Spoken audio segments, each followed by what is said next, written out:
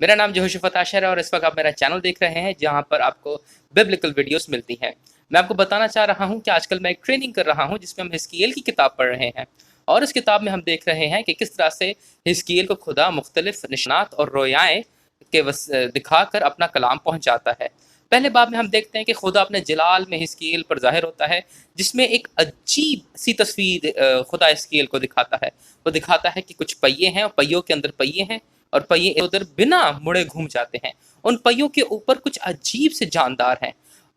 4 जानदार हैं और हर जानदार के 4 मुँह हैं, 4 चेहरे हैं। एक चेहरा उसका बछड़े की तरह है, एक चेहरा उसका इंसान की तरह है, एक चेहरा उसका बब्बर की तरह है और एक चेहरा उसका उकाब की तरह है।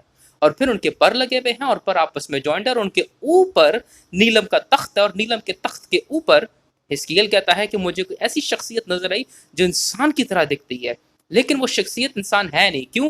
क्योंकि वो आग ही आग है, नूर ही नूर है और हम जानते हैं कि ये और कौन हो सकता है सिवाय खुदावंद खुदा के।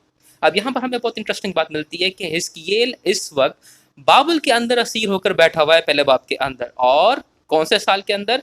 अपनी उम्र के 30वें साल के अंदर। 30 साल की उम्र में यहूदियों को यानी कि लावियों को बोला जाता था कि वो अपनी खिदमत शुरू करें। यहाँ पर हमें एक बहुत इंपॉर्टेंट लेसन मिलता है। हो सकता है कि जब हमारी बहुत अच्छी करियर शुरू करने की उम्र है तब हम उस करियर पर नहीं पहुंचे, लेकिन बहुत ज़रूरी ये बात है कि हम खुदा तक पहुंच गए कि नहीं। क्यों? क्योंकि हिस्कीएल काहिन था और वो खुदा के घर में काहिन होना चाहिए था। बट वेरी इंटरेस्टिंग, हम देखते हैं कि खुदा का घर तो मौजूद है ही है और वो यरूशलेम में है, और हिस्कीएल यरूशलेम में ना होने के बावजूद भी खुदा के करीब है और खुदा वहाँ पर उसके पास आ गया है।